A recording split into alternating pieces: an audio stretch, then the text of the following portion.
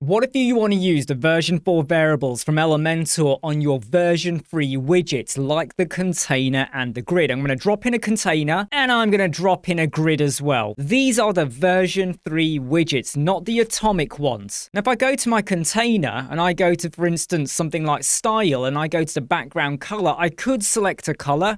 And I have got a version 4 variable color there. Just to remind you, how did I get it into the global color? Well, if you go to design system and you've created variables for your sizes, your colors, your font family, you can sync the color. You go here and you say sync it to the global color, but you can't do that for the font family or the font sizes. And you might have like a clamp formula in there or a pixel size. And it can become a little bit difficult to manage if you have to keep syncing them. So what if you just want them straight away on the fly? The minute you create a variable, you want to be able to select it.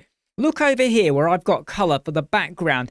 I could pick a global color, but I've got a chevron. I click that and a drop down appears. I click that and there's my variable. And if I had created 20 variable colors, they'd all be visible. That's not all. Let me go back to the layout. Can you see over here, we've got width and minimum width and stuff like that. If I click the chevron, anytime you click a chevron, it will allow you to start selecting variables. I mean, look, even if I go to padding, these are version 3 widgets. So if you had gone and set a variable that was like padding 20 pixel whatever, I'm just going to click this large, for instance, and look, it now adds it all the way around. This can really speed things up for you. And if I go over to this grid, it's the same thing. I'm going to go to style, I go to background. Rather than picking a global color, hit the chevron, and if I've got a variable color there, pick it, and it applies it. This all came from this code snippet. Click the link, download it, unzip it, add it to the free WordPress plugin, or the free code snippets plugin from the WordPress repository.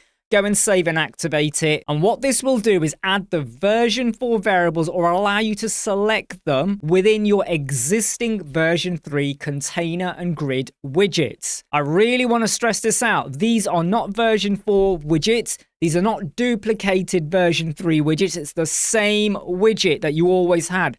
All it's done is add this extra feature to select the variables. I'm Imran from Web Squadron. I hope you like, subscribe, share, and follow. Catch you later. Take care. Bye.